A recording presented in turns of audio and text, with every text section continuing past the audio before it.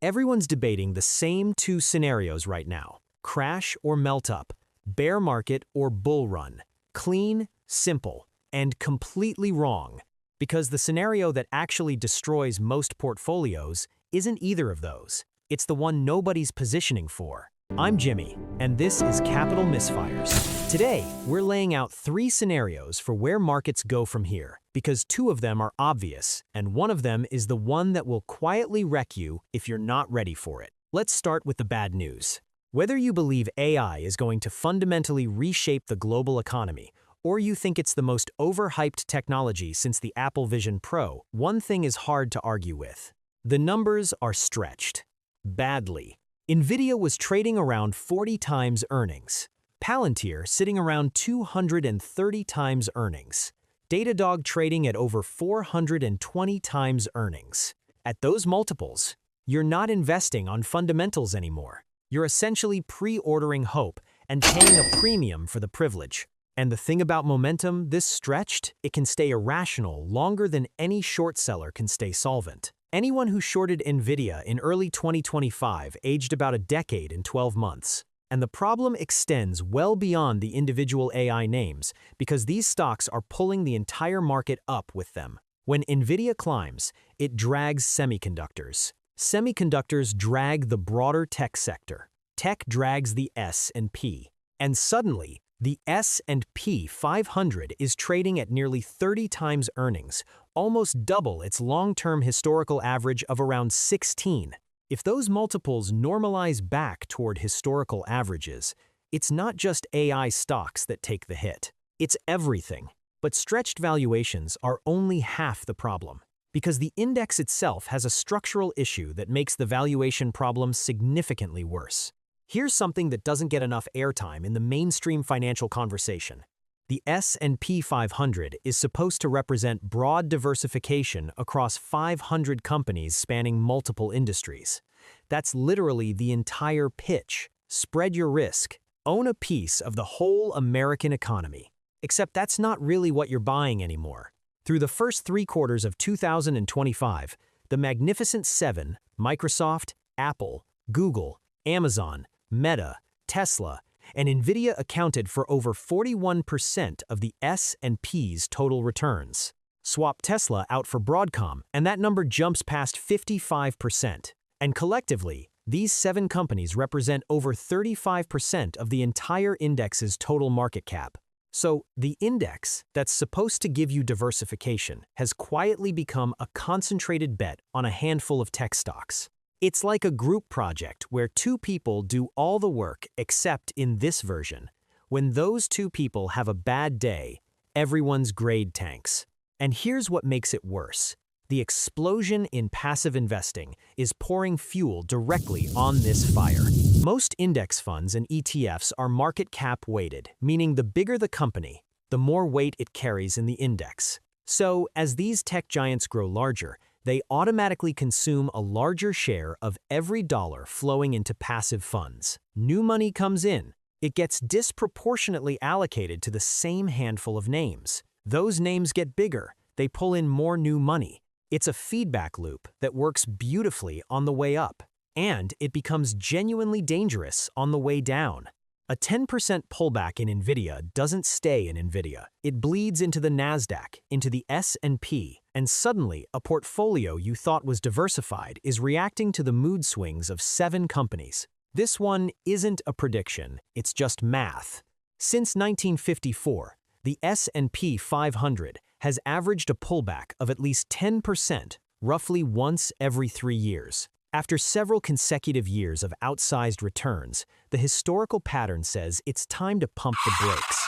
Corrections aren't anomalies. They're normal. They're healthy. The market needs them the same way an engine needs maintenance. Skip it long enough, and the breakdown gets a lot more expensive. But, and this is the part that makes the bear case genuinely uncomfortable to act on being right about valuations, doesn't mean being right about timing.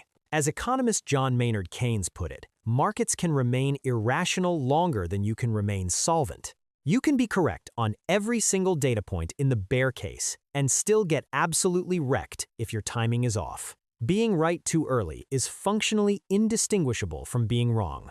which is why the bear case, as real as it is, doesn't automatically tell you what to do. All right, let's flip to the other side of this trade. Because, for all the legitimate concerns in the bear case, there are real structural tailwinds that bulls are pointing to, and the biggest one is the one that quietly drives everything else in modern markets: interest rates. Whether you trust Jerome Powell's judgment completely or you think the Fed runs monetary policy through a magic 8 ball, the direction of rates is pretty clear. They're coming down. 2025 ended with the Fed delivering 3 consecutive 25 basis point cuts. Going into 2026, the median market expectation is at least one additional cut on top of that. Here's why that matters beyond just mortgage rates and car loans. Lower rates mean cheaper capital. Cheaper capital means higher valuations.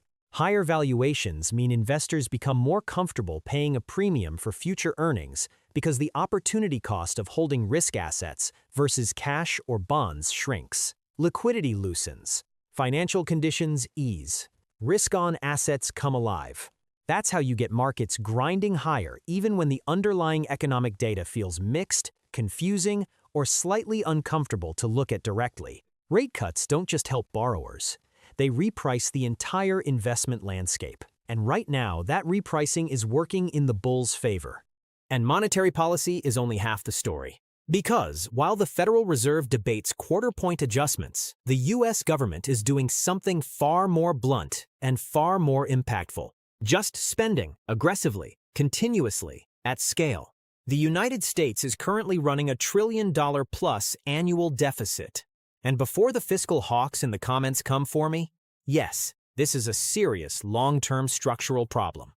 I've covered it on this channel, and I'll cover it again. But in the short term, government deficit spending puts money directly into the economic system. It supports consumer demand. It props up corporate revenues. It keeps economic activity elevated even when private sector momentum starts to cool. And here's the key thing about fiscal policy that makes it different from monetary policy. It's slow to change. Programs don't get shut down overnight. Budgets don't get suddenly slashed. Politicians don't win re-election campaigns by running on spending cuts and austerity. So even if economic growth cools heading into late 2026, the fiscal backdrop stays supportive longer than most bears are accounting for. That's a real tailwind, and it's one that gets consistently underweighted in the doom and gloom analysis. Put rate cuts and deficit spending together, and you've got a macro environment that can keep markets propped up longer than the valuations alone would suggest they deserve to be. Here's where I'm going to say something that neither the bulls nor the bears are going to love.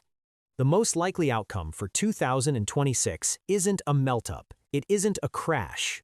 It's something significantly harder to navigate than either of those clean narratives, and it's the scenario almost nobody is actually positioned for. Soft landing, hard landing, no landing, all still somehow on the menu simultaneously. And that confusion, that's not a temporary state waiting to resolve. That's the market environment itself. A long, grinding, choppy, sideways market. Not the exciting kind of volatility where you get a dramatic crash followed by a sharp recovery and a clear opportunity to buy the dip.